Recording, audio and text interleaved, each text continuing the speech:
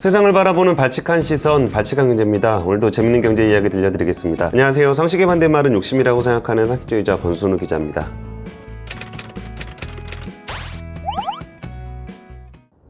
네이버 쇼핑의 전략 그리고 물류산업이 나가고 있는 방향에 대한 얘기를 해봤는데, 사실 다시 한번 강조드리지만 네이버의 계획을 중심으로 말씀을 드리지만 이것은 우리나라 물류산업이 가고 있는 그런 방향에 대한 얘기 때문에 네이버를 사라 마라 이런 얘기는 절대 아닙니다. 오늘 말씀드릴 얘기는 판매자 솔루션 강화와 다양한 구매 방식 지원에 대한 이야기를 좀 해보려고 해요. 일단 판매자 솔루션 강화라는 측면에 대한 얘기를 드리는데, 사실 뭔가 내가 장사를 한다는 거는 생각보다 굉장히 복잡한 일들을 많이 하게 돼요. 내가 아무리 좋은 물건을 싸게 만들 수 있어도 이거를 어떻게 마케팅을 할 것인가, 어떻게 배송을 할 것인가, 어떻게 이 소비자들로부터 돈을 받을 것인가, 이런 부분들이 생각보다 굉장히 어려운데요. 사실 저도 이런 콘텐츠를 만드는 입장에서 예전에 홍보를 하거나 마케팅을 하거나 이런 부분들이 정말 안 되고, 내가 콘텐츠를 잘 만들 수 있어도 소비자들이 설사 저에게 페이를 해주려고 하더라도 이게 정말 결제 시스템이 단순화되어 있지 않으면 정말 이게 정말 100원을 하나 받더라도 공인인증서 깔고 뭐 깔고 해서 받는 게 굉장히 어렵다는 거죠. 그럼 이 소상공인들에게 이 어떤 그런 인프라를 제공해 줄 수 있다면, 그러니까 제 입장에서 따지면 제가 콘텐츠를 만들었을 때 누군가가 이 콘텐츠를 잘 홍보하고 잘 마케팅하고 잘 전달을 하고 거기서 페이까지 잘할 수 있다면 제 입장에서 너무 좋겠죠. 그것처럼 네이버가 하고 있는 거는 판매자 솔루션이라는 단어에 많은 것들을 응축하고 있는데, 일단 온라인에서 쇼핑을 팔려고 하면은 내가 설사 좋은 물건이 있더라도 홈페이지도 만들고 지급결제 시스템도 만들고 이거를 보내려면 또 창고에 가서 포장하고 택배 붙이면 배송이 되면 여기서 만약에 만약에 반품이 들어오면 어떡하겠어요? 그 소비자한테 또 그거 포장해서 저한테 택배로 돌려주세요 하게 되면 또 거기서 문제가 생기잖아요. 이런 부분들이 굉장히 어려운 건데, 네이버는 스마트 스토어에서 그걸 다 해주겠다는 겁니다. 홈페이지를 만들기 위해서 굳이 내가 따로 홈페이지를 만들 필요도 없고, 넌 물건만 준비해. 우리가 홈페이지 만들 필요 없이 네이버 블로그에서 편하게 우리가 글을 쓸 수 있는 것처럼 이런 플랫폼을 만들어 줄 테니까 너는 거기서 좋은 물건만 올려. 그리고 거기에 결제 시스템이라든지 이런 건 네이버가 다 해줄 거야. 그리고 광고 마케팅 이런 것들도 네이버에서 검색하는 사람들을 대상으로 해. 이런 식으로 해서 판매자 솔루션이라고 합니다. 그럼 여기서 좀 더 더해지는 게, 내가 이 시즌에 어떤 물건을 만들어야 될까? 지금 유행은 어떤 것일까? 내가 물건을 팔고 있는데 내 물건 중에 어떤 게 잘 팔리고 어떤 게 안 팔리고, 지금 시즌에는 어떤 거의 재고를 늘려야 되고 어떤 거의 재고를 줄여야 될까? 이런 것들은 데이터 기반으로 해야 되기 때문에 생각보다 굉장히 어렵습니다. 이런 부분들을 네이버가 소상공인들한테 제공을 하기 때문에 2020년 스마트 스토어의 개설수가 지금 42만 개 업체가 있고 거래액이 17조 원이나 됩니다. 판매 성장도 이루어지고 있고 매출 성장도 이어지고 있는데요. 네이버는 오픈마켓과 어떤 비즈니스 구조가 좀 달라요. 오픈마켓은 어떤 셀러와 파는 사람하고 사는 사람이 오픈마켓에서 만나서 거래를 하게 되면은 오픈마켓은 여기서 한 10% 정도의 수수료를 떼어갑니다. 근데 네이버 같은 경우는 거기에 입점하는데 돈을 받지 않아요. 그리고 여기서 수수료 개념으로 이게 거래액으로 이렇게 돈을 받는 게 아니고, 일단 두 가지가 있는데, 하나는 네이버에다가 내가 물건을 검색을 하게 되면은 나는 이런 물건이 필요해요 라고 검색을 하게 되면은 거기에서 수수료를 받습니다. 이거를 광고 마케팅이 네이버의 원래 고유 비즈니스 모델이기도 하고, 쇼핑 쪽에서도 이런 수요가 굉장히 많기 때문에 업체들은 이 검색에 노출되는 것에 대한 비용을 지급하고 있습니다. 그렇게 되면은 오픈마켓 사업을 하고 있는 G마켓이라든지 옥션이라든지 이런 데들도 이게 참 오픈마켓 입장에서 네이버는 굉장히 계륵 같은 존재예요. 오픈마켓이라는 것 자체가 많은 셀러와 많은 사는 사람들이 모여갖고 만들어지면서 거기서 수수료를 받는 구조인데, 여기에 네이버가 검색이 된다는 이유로 위에서 또 2%를 가져가게 되면은 일종의 옥상옥이 되는 거잖아요. 많은 것이 모여 있어서 거길 가는 건데 많은 것이 모여 있는 곳에 또 돈을 지불하는 거니까 오픈마켓 입장에서는 이게 굉장히 계륵 같은 존재예요. 그러다 보니까 예를 들어 쿠팡 같은 거대한 회사들, 소비자들이 많이 이용하는 플랫폼 같은 경우에는 쿠팡이 네이버 검색에도 괜히 2% 수수료 주기 싫어. 그러니까 네이버 검색할 때 내 이름 빼주세요. 나는 2% 안 드리겠습니다. 라고 해서 쿠팡이 네이버에서 빠져나오기도 했어요.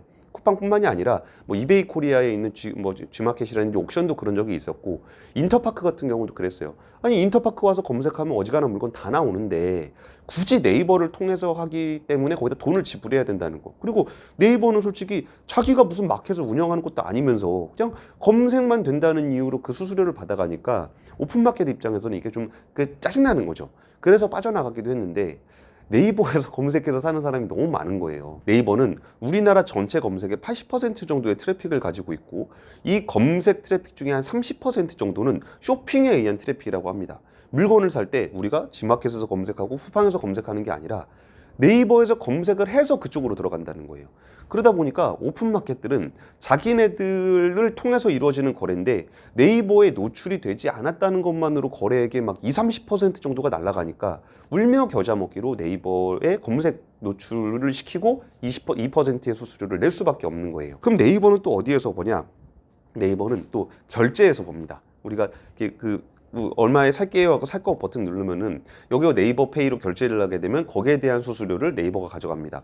근데 이게 파는 사람 입장에서는 별로 이렇게 아깝지 않은 부분이 이게 내가 어차피 결제를 하게 되면 카드 결제로 해서 가맹점 수수료를 내야 되는데 그냥 네이버 K로 결제를 하고서 거기 네이버에다 수수료를 주는 거기 때문에 카드에다 주냐? 네이버에다 주냐? 그 차이기 때문에 소상공인 입장에선 차이가 없고 네이버 같은 경우는 카드로 결제하는 거 대신 네이버페이 결제를 유도해서 이쪽에 새로운 수수료 사업을 할 수 있게 되는 거죠. 그럼 네이버 입장에서는 오픈마켓에 있는 것을 스마트 스토어로 먹고 검색을 통해서 오픈마켓으로 먹고 결제 수수료를 카드 쪽에서 가던 거를 네이버페이로 먹는 이런 구조를 가지고 있는 겁니다. 그래서 그 판매자들에 대해 어떤 최적의 솔루션을 제시하고 판매자들은 좀 더 쉬운 판매 환경을 만들면서 그 판매의 생태계를 만들어준 네이버에게 수수료를 지급하는 그런 구조로 가지고 있고 판매자들에게 솔루션을 제시해서 수익을 얻는 이게 네이버의 비즈니스 모델입니다. 또 이것뿐만 아니라 네이버에서 창업을 하는 건 무료지만 그 네이버의 그 라이브 커머스라는 게 있어요. 홈쇼핑 같은 건데 라이브 커머스 네이버의 라이브 커머스 막 물건을 하면서 막 이렇게 물건을 파는데 이거는 실시간으로 주문이 들어오잖아요. 내가 물건을 파는 동안 여기서 들어오면 지금 홈쇼핑들은 수십 %의 수수료를 가져갑니다. 홈쇼핑 채널에 나오는 물건을 내가 물건을 사면은 거기서 수수료는 대부분 그러니까 수수료의 한 몇십 %는 홈쇼핑 채널이 가져가고 판매자 같은 경우는 사실 제가 듣기로는 그 판매자가 홈쇼핑을 통해서 아무리 많이 물건을 판다고 하더라도 남는 게 거의 없다고 해요. 일단 홈쇼핑의 수수료 비중이 굉장히 크고 그리고 홈쇼핑에다 제출을 할 때는 홈쇼핑 입장에선 흥행을 해야 되기 때문에 굉장히 좋은 조건을 요구를 해요. 가격을 많이 낮게 가져가거나 아니면 끼워 팔기를 많이 넣어주거나 이런 것들을 해야 되기 때문에 사실 홈쇼핑은 홍보용이지 판매용은 아니다라는 얘기들을 판매자들이 많이 합니다. 네이버는 이거에 대해서 몇십 %는 되는 수수료가 아니라 정말 3%의 라이브 커머스 수수료만 받고 이거를 판매를 해주겠다는 거예요. 그럼 이커머스로도 팔고 라이브 커머스로도 팔고 거기에 대한 수수료를 네이버에게 지급하는 그러니까 내가 소상공인인데 내가 직접 이 어떤 스튜디오를 꾸려서 내가 어떤 동영상 채널을 만들어서 거기서 물건을 팔려면 굉장히 인프라 투자를 많이 해야 되잖아요. 네이버는 이런 부분을 통해서도 또 추가 수익을 얻으려고 하는 겁니다. 그리고 이 다양한 구매 방식 지원이라는 것도 좀 애매한 부분들이 있는데 구매 방식을 다양화한다는 게 어떤 의미지? 라고 보이는데 여기서 좀 구매 방식이 생각보다 다양합니다. 일단 현금으로 오프라인 현금으로 지급하는 방식이 있을 수도 있고 뭐 계좌 이체를 할 수도 있고 카드로 살 수도 있고 할부로 살 수도 있고 렌탈로 살 수도 있고 그런 방식들이 굉장히 다양한데 우리는 사실 그게 좀 우리한테 익숙하진 않은 것 같아요. 근데 해외에서 요즘에 BNPL이라는 단어 들어보셨어요? BNPL은 Buy Now, Pay Later. 물건은 지금 사고, Pay, 돈은 지급은 나중에 한다. 이런 건데 이게 우리나라에서는 뭐 그냥 후불할부, 카드 구매하면은 뭐 카드로 물건 사면은 지금 내가 물건을 사는데 대금은 나중에 내는 거잖아요. 그리고 카드를 할부로 계산을 하게 되면 돈은 또 몇 달 후에 지급을 하게 되는 건데 이게 우리나라에서는 별로 이게 저 왜 굳이 필요할까라고 생각이 들 수도 있는데 호주나 미국에서는 지금 밀레니얼 세대들한테 굉장히 인기가 많은 그 구매 방식이 BNPL이에요. 호주에는 애프터페이라는 BNPL 업체가 있는데 코로나 지점 작년 기준으로 봤을 때 주가가 코로나 저점 기준으로 15 호주 달러였는데 고점은 150달러로 무려 주가가 10배나 늘었습니다. 우리나라 카드사들의 주가는 다 내리막인데 BNPL 업체인 호주 업체는 10배가 올랐고요. 또 올해 1월에는 미국 시장에 어펌이라는 BNPL 회사가 상장을 했어요. 여기는 이제 페이팔 출신이 만든 회사인데 BNPL 상장을 하고서 49달러에 상장을 했는데 첫날 100%가 올랐습니다. 주가가. 와, 그래요. 거의 100달러에 근접해서까지 가고 최고점 기준으로는 125달러까지 올랐습니다. 이게 밀레니얼들 같은 경우는 신용카드를 별로 안 좋아해요. 우리나라 같은 경우는 신용카드 발급을 굉장히 쉽게 받을 수 있지만 미국이나 이제 영미권에 가게 되면은 신용카드를 발급받기 위해서 굉장히 많은 돈을 지불을 해야 되고 여기에 대한 수수료도 굉장히 비쌉니다. 그래서 밀레니얼 세대들 같은 경우는 신용등급이 낮고 뭔가 비용의 주머니 사정이 좋지 않기 때문에 이 신용카드의 고수수료 체계에 대해서 굉장히 반발이 많습니다. BNPL 같은 경우는 할부 이자를 안 받아요. 그러니까 우리가 결제를 하고 나중에 돈을 내는데 할부금, 그러니까 일종의 돈을 빌린 거잖아요. 카드사한테 돈을 빌려서 나중에 갚는 거니까 그 기간만큼 이자를 내야 되는 건데 할부 이자를 받지 않습니다. 그러면 BNPL 업체들은 어떤 식으로 돈을 버냐? 이거를 BNPL을 통해서 매출을 많이 일으켜 줄 테니, 그리고 그 신용에 대한 위험을 우리가 질 테니 거기에 대해서 수수료를 받습니다. 그 가맹점한테 수수료를 받아요. 소비자한테 수수료를 받는 게 아니고 너네한테 우리가 이런 결제 서비스를 제공해주고 우리가 이렇게 돈을 받으면 우리가 먼저 지급을 해주고 그 신용에 대한 위험, 내게 이 사람이 돈을 안 갚는다. 그러면 그 신용 위험은 내가 받을 테니 매출을 올려주는 대가로 우리에게 가맹점 수수료를 내라. 이게 BNPL 업체의 비즈니스 모델입니다. 근데 우리나라에서는 이게 후불 결제라는 것이 굉장히 간편하고 또 이게 신용카드 시스템이 잘 돼 있기 때문에 굳이 이게 매력적인 사업이 아닌데 이 BNPL 같은 경우에 영미권에서는 기업 가치가 어마어마하게 높은 그런 비즈니스 모델입니다.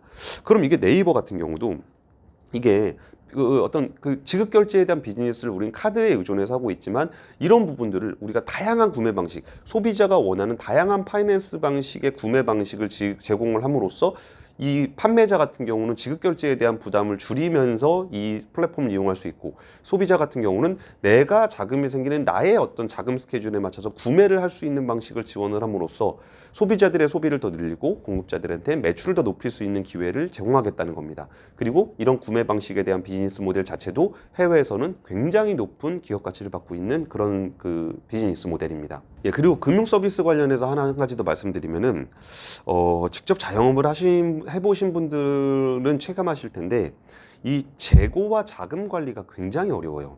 예를 들면 그런 거예요. 내가 100만 원어치 물건을 만들었어요. 그럼 일단 100만 원이 들어가겠죠. 이게 언제 팔릴지 모르고 물건이 팔리고 나서 배송이 되고 나서 사람들이 결제를 하고 나면 그때 와서 입금이 돼요. 그러면 이 입금이 되는 시점에 나는 물건도 없고 돈도 없는 상황이 돼요. 그러면 내가 또 100만 원을 가지고 물건을 또 만들어 놔야 될 거 아니에요. 그러면 나는 물건을 보내서 아무것도 없는데 새로운 물건을 또 찾기 위해서 또 100만 원이 필요한 거죠. 그래서 자금이 얼마나 빨리 결제되는지가 이 소상공인들한테는 굉장히 중요한 그 어떤 그 경영에 필요한 요인입니다. 그래서 지금은 어떤 구조로 돼 있냐? 그러면 이거는 모든 그 결제가 그렇게 돼 있는 건 아닌데 뭐 예를 들어서 하나 설명을 드리는 거예요. 그러면 택배사들 있잖아요. 물류를 해주는 택배사들이 이런 소상공인들한테 돈을 빌려주는 경우가 있어요. 어떤 경우냐면 내가 물건을 100만 원을 보내면 이 회사에서 100만 원을 그 업체한테 빌려주는 거예요. 그리고 그럼 이 사람들은 이 빌린 돈을 가지고 또 다시 물건을 매입해서 재고를 확보하고 그 다음 판매를 준비하는 거죠. 그럼 택배사 같은 경우는 그 물류를 소화를 해주고 그럼 이제 자금이 이 업체에 들어오면 이 업체가 다시 택배사한테 돈을 상환하는 그런 구조를 가지고 있는 겁니다. 그럼 어떻게 이런 구조에 이게 어떤 역할을 하냐? 택배사 입장에서는 이 제조사나 어떤 판매사, 소매상들에게 그 돈을 빌려줌으로써 이들의 어떤 일감, 물류의 일감을 주는 그런 매개체 역할을 하기도 합니다. 그럼 내가 얘한테 100만 원을 빌려주는 대신 너는 나한테 그 물류를 항상 맡겨. 택배사들 입장에서는 이게 물류 고객들이 일종의 고객이잖아요. 물류 서비스를 많이 이용해줘야 자기가 물류를 해주고 돈을 버는 거니까 돈을 빌려주고 여기서 어떤 그 일감을 확보하는 그런 역할도 합니다. 그래서 이 부분들에서 이 소상공인들은 자금이 그 정도로 굉장히 중요함에도 불구하고 이거를 자금을 융통하기가 생각보다 굉장히 어려워요. 그래서 P2P 투자하셔본 분들은 아실 수도 있는데 여기서 결제가 되고 되면 그러니까 어떤 그 물건이 판매가 되고 나면은 그 매출 채권이라고 불리는 그거를 그 P2P 투자자들이 투자를 하기도 해요. 그러니까 돈을 이 택배 회사가 빌려주는 게 아니라 P2P로 투자를 한 사람들이 이 업체한테 돈을 빌려주는 거죠. 그럼 기간이 길진 않아요. 이게 다시 물류가 한 바퀴 싹 돌고 자금이 돌고 나서 다시 입금이 되면 이걸 P2P 투자자한테 돌려주는 거잖아요. 그러면 이제 이자를 붙여서 돌려주게 되겠죠.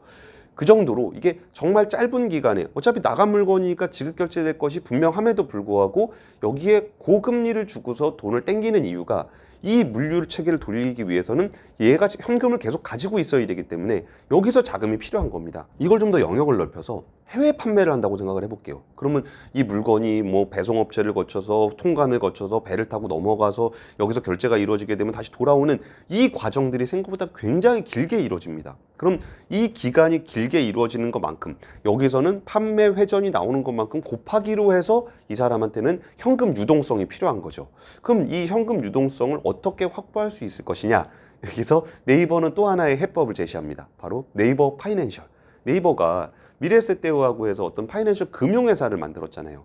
그러면은 이 사람들한테 토탈 솔루션을 제공할 때 뭐 물건을 팔 수 있는 루트, 어떤 플랫폼을 제공하는 거, 여기에 뭐 이렇게 배송 서비스를 제공하는 거 이런 것뿐만이 아니라 이들이 필요로 하는 유동성을 공급해주는 파이낸스 역할. 그러면서 짧은 기간에 꽤 높은 이자를 지급해주는 그 파이낸셜 사업도 네이버가 할 수 있게 되는 겁니다. 그래서 네이버는 올해부터 해서 아까 말씀드렸던 것 중에 뭐 그 구독형 서비스, 뭐 품목을 정해놓으면 매달 이렇게 공급해주는 그런 구독형 지불 방식에 대한 서비스도 제공을 하고요.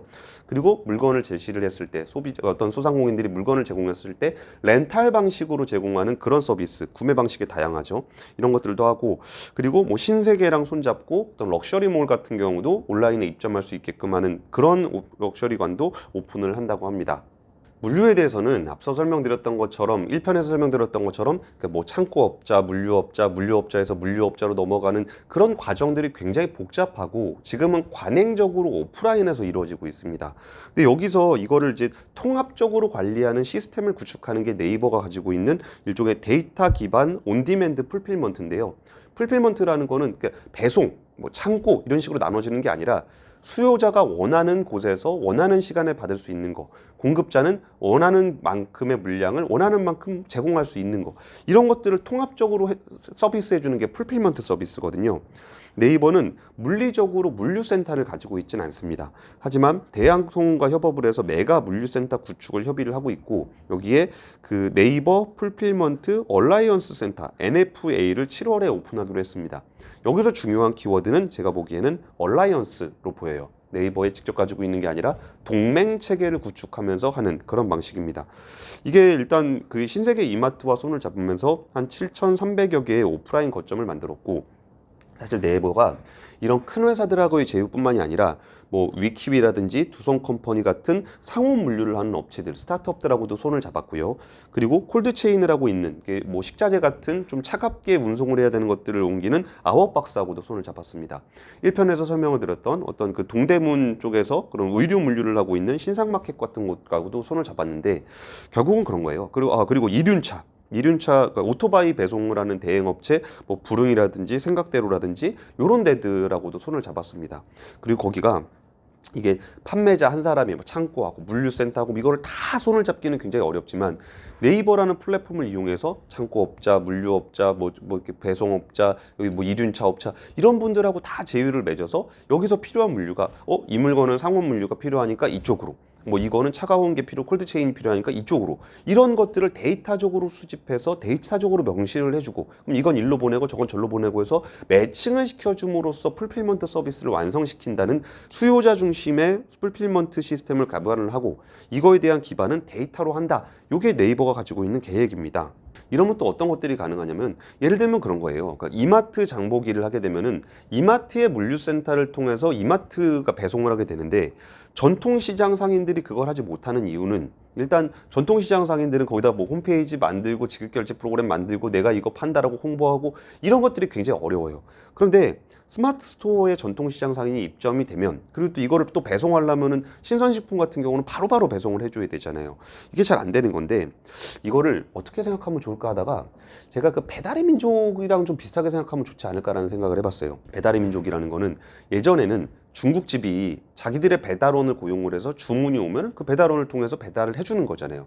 그러면 배달원을 직접 고용하고 있는 업체가 뭐 중국집, 치킨집, 뭐 피자집 이 정도가 배달원을 고용을 하잖아요. 근데 배달의 어플리케이션, 그러니까 배달 서비스가 발전을 하다 보니까 그러면 내가 짜장면을 만드는데 지금 배달이 많이 올 때는 배달원이 있으면 좋은데 또 주문주 안 들어올 때 있잖아요. 근데 고정적으로 배달원을 고용하는 게 부담스럽다는 거죠.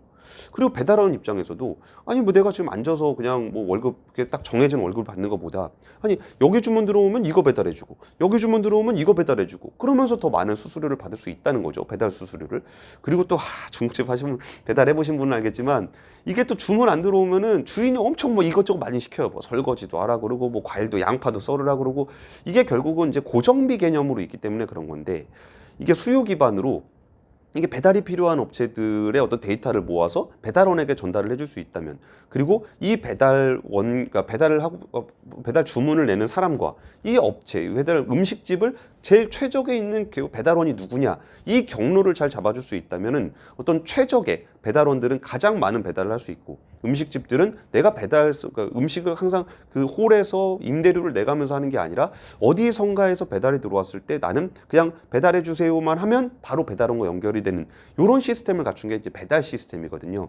그러면서 음식집들의 어떤 그 배달 음식의 종류도 다양해지고 심지어 간판 없는 음식집들도 굉장히 많이 생기고 있거든요. 내가 굳이 배달을 하고 마케팅을 할 필요 없이 배달의 민족에 올리기만 하면 나는 음식만 만들면 주문이 들어왔을 때 주문을 받을 수 있고 주문이 들어왔을 때 배달원을 부르면 바로 서비스가 가능해지는 게 그 배달의 민족이라는 배달 어플리케이션 서비스가 만들어 놓은 모습입니다. 그러면 전통시장 상인도 마찬가지예요. 전통시장 상인이 내가 마케팅, 지급결제, 배달 이런 걸 다 할 필요 없이 나는 스마트 스토어에 입점을 하는 거예요. 나는 이런 물건이 있어요 라고 올려놓으면 사람들이 주문을 하는 거죠. 나는 지금 이게 뭐 오이가 필요해요, 당근이 필요해요, 배추가 필요해요 라고 해서 주문을 내면 그 전통시장 상인들은 그냥 거기서 배달해 주세요 라고 해서 주면은 배달 대행 업체인 뭐 생각대로라든지 부릉이라든지 이런 업체의 배달원들이 뭐 음식집을 돌아다니는 것처럼 전통시장에 가서 그 물건을 가져다가 그 원하는 사람한테 갖다 줄 수 있는 거죠. 이게 배달 같은 경우는 보통 20-30분 안에 뭐 길어도 1시간 안에 다 배달이 돼야 되기 때문에 또 음식은 또 식으면 안 되잖아요. 그거에 비해서는 그 식자재 같은 것들은 배송이 쉬운 편인 거죠. 근데 이거를 누가 인프라를 구축할 것인가? 이걸 소상공인 한 사람이 그걸 할 수는 없어요. 소비자 한 사람이 할 수도 없고. 그리고 배달 대행 업체가 뭐 주문 들어온 거 있어요? 이러면서 항상 그 주문을 기다릴 수는 없는 거잖아요. 이거를 네이버가 그 데이터 기반 온디맨드 풀필먼트를 통해서 여기서 식자재가 필요한 사람이 주문을 내고 이거를 전통시장에서 주문을 받아서 물건을 주면 이거를 자신들의 제휴를 맺었던 배달 대행 업체를 통해서 다시 소비자에게 전달을 해주는 이런 시스템까지도 가능해지는 겁니다. 이제 결론을 말씀드리면은 사람들은 오프라인에서 굉장히 다양한 소비를 합니다. 그리고 소비 행태도 다양하고 굉장히 물건도 다양하죠. 그리고 판매자들도 이런저런 과정들을 거치면서 판매를 하고 있는데 이런 판매 시스템을 온라인으로 만들면 어떻게 될 것인가 라는 것이 디지털라이제이션이라고 불리우는 거대한 흐름입니다. 그래서 지금의 우리가 운전을 사고 팔고 있는 그런 과정들을 온라인화를 시키고 이거를 최적의 형태로 조율하는 데는 굉장히 많은 데이터가 필요하고 여기에 인공지능 기술들이 많이 들어가게 됩니다. 이런 부분들을 잘 수행할 수 있게 되면은 정말 그 창고업, 이거를 다 내가 창고, 물류, 배달원 이런 사람들을 다 고용할 필요는 없어요. 왜냐하면 이미 그런 일들을 하고 있는 사람들이 있고 설사 네이버가 만약에 그런 일을 하게 되잖아요. 내가 뭐 배달 대행 업체를 직접 만들고 여기 뭐 창고를 직접 만들고 그러면 기존에 업을 하고 있던 사람들하고 충돌을 일으키게 될 거예요. 근데 그런 게 아니라 이 사람들이 하고 있는 일들을 데이터로 연결을 시켜서 어떤 수요와 공급의 어떤 그 기복을 최소화시켜주고 이거를 잘 연결해 주시는 것만으로도 오프라인에 있는 어떤 물류 시스템들이 온라인으로 들어와서 이 온라인으로 들어와서 했던 그 데이터로 정리된 그런 행동들은 다시 오프라인을 통해서 이루어지는 이런 부분들이 우리나라 물류업 그리고 전 세계 물류업 커머스 시장에서 일어나고 있는 변화라고 할 수 있을 것 같습니다. 두 편에 걸쳐서 그 네이버가 애널리스트 데이를 통해서 보여줬던 자신들의 네이버 쇼핑 육성 계획에 대한 이야기를 나눠봤는데요. 사실 네이버 쇼핑이라는 것만 볼 필요는 없는 것 같아요. 그 생태계 안에서 정말 우리나라의 어떤 슈퍼스타가 될 수 있는 디자이너가 탄생을 할 수도 있고 여기서 작게 만들어져 있는 물류 스타트업들 이게 자신들이 생활 속에서 불편함을 찾고 어떤 비즈니스 현장에서 불편함을 찾아서 요 생태계에 맞춰서 만들어왔던 풀필먼트 서비스, 요 생태계에 만져서 만들었던 풀필먼트 서비스, 여기서 사방에서 벌어지고 있는 그 수많은 물류의 어떤 혁신들이 네이버라는 플랫폼을 통해서 한 번 더 연결될 수 있는 그런 계기를 만드는 게 네이버 쇼핑이 가고 있는 목표이기 때문에 꼭 네이버만 바라볼 게 아니라 여기 산업에서 벌어지고 있는 수많은 물류 산업의 변화를 살펴보신다면 뭔가 새로운 변화와 투자 기회를 새로 찾아보실 수 있지 않을까 싶습니다. 지금까지 박재형제였습니다. 감사합니다.